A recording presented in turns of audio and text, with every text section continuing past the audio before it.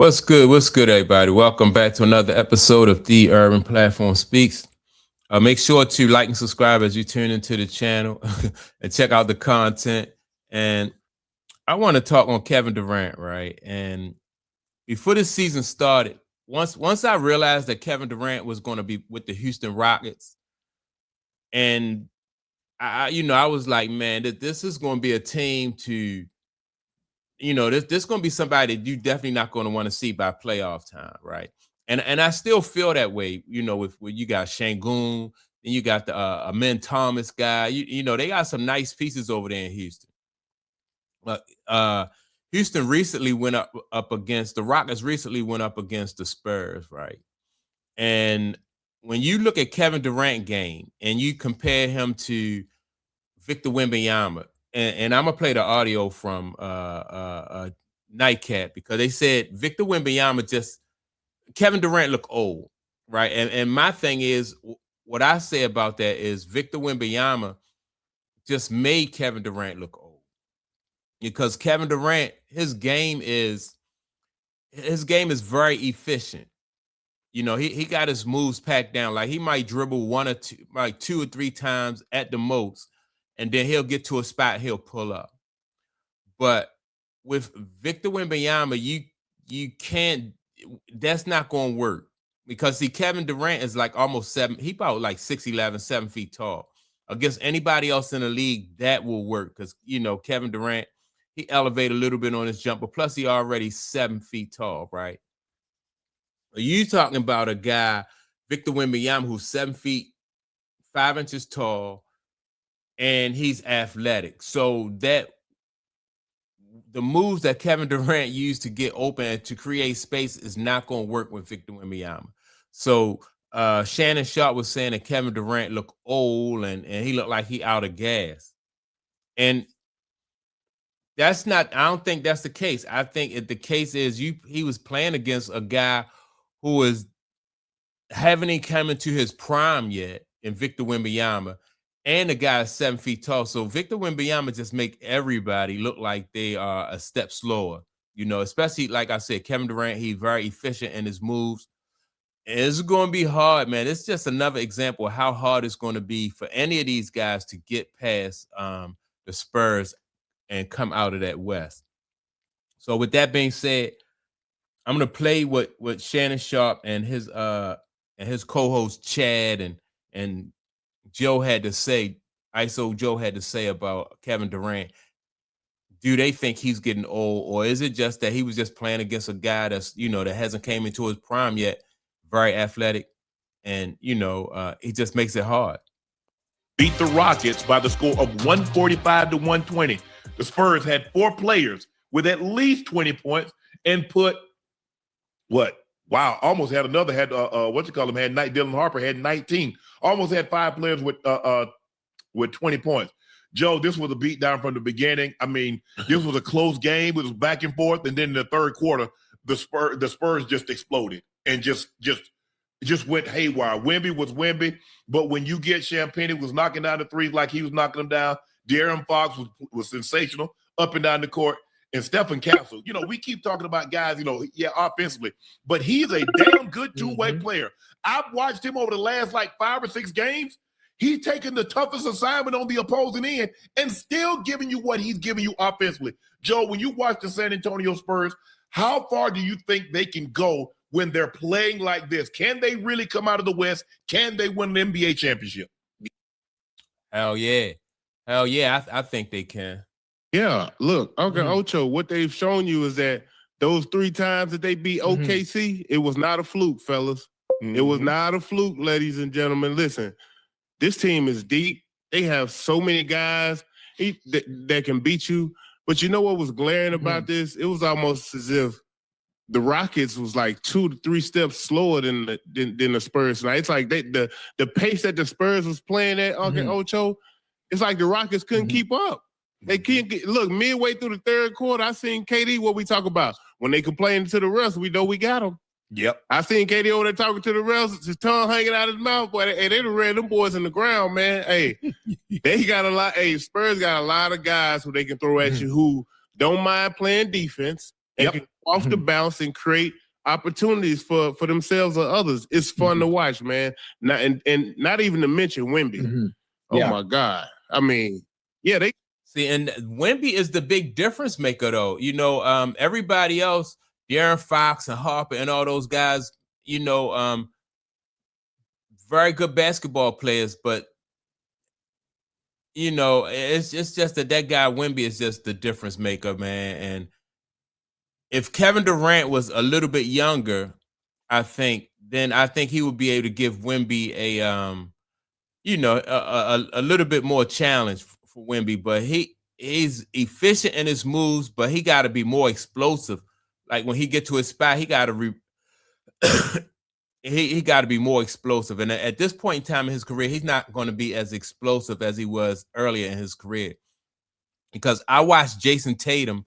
Jason Tatum, when the Celtics played against the Spurs, Jason Tatum he faced Wemby up at the 3-point line, and he gave him a head fake, and Wemby went for the head fake, and he was able to blow by, you know, Wemby. And Wemby recovery time is good, but Jason Tatum is just young enough where as though, you know, once he get past him, Wemby couldn't recover to the point where as though he could block his shot.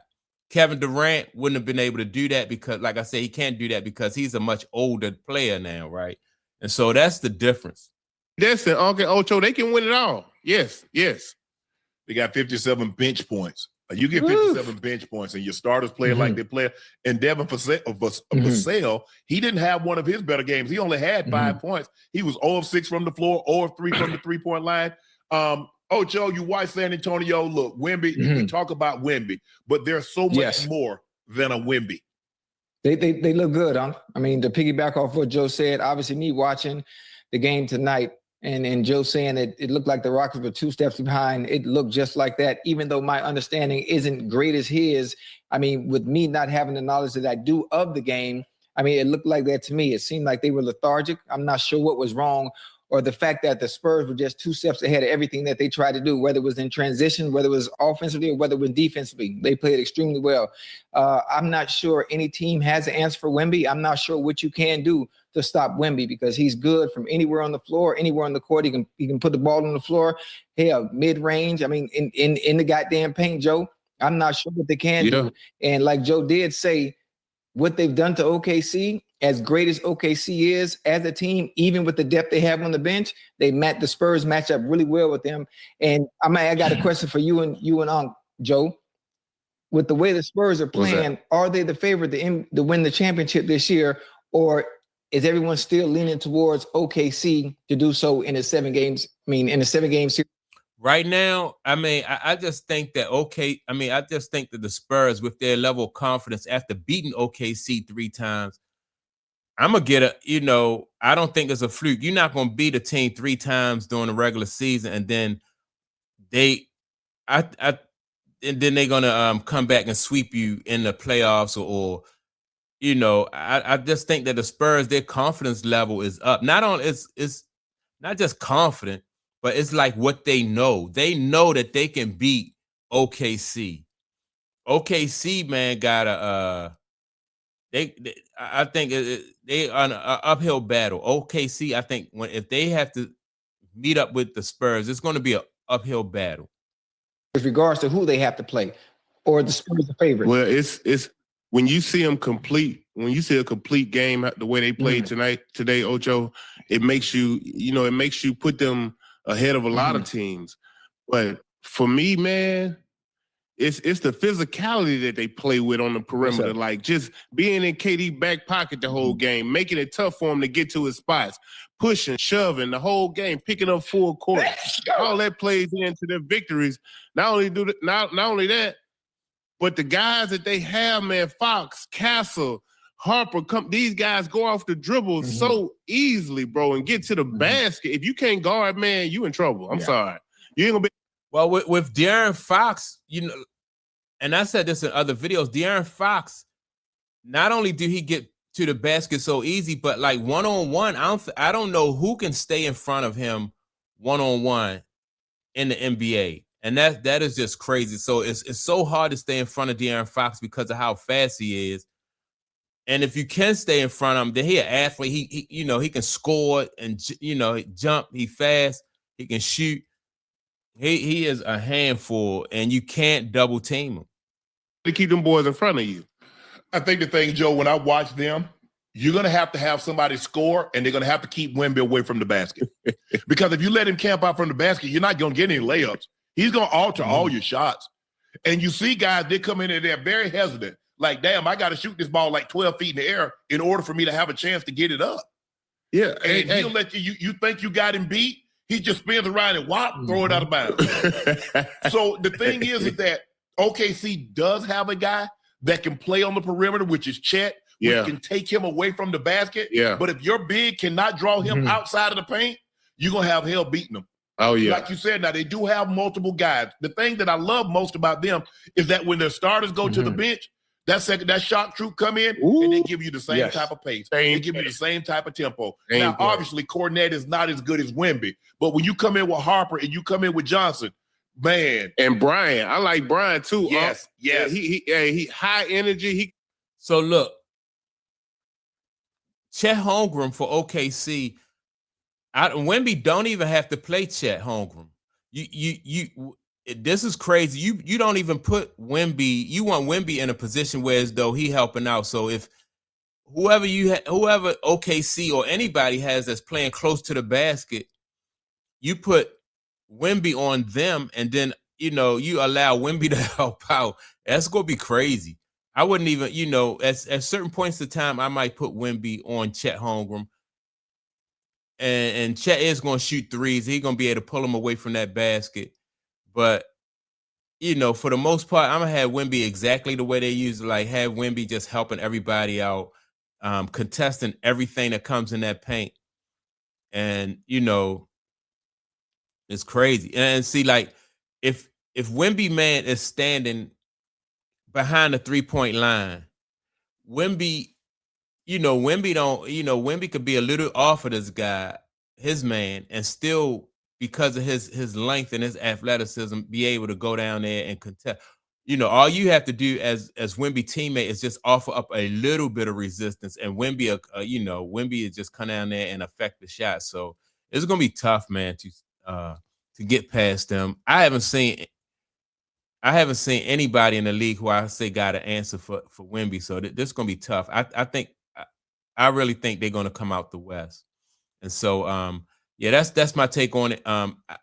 Kevin Durant need to find an answer for Wemby before they get to the playoffs, man, because this, it's gonna be terrible. It's gonna be terrible.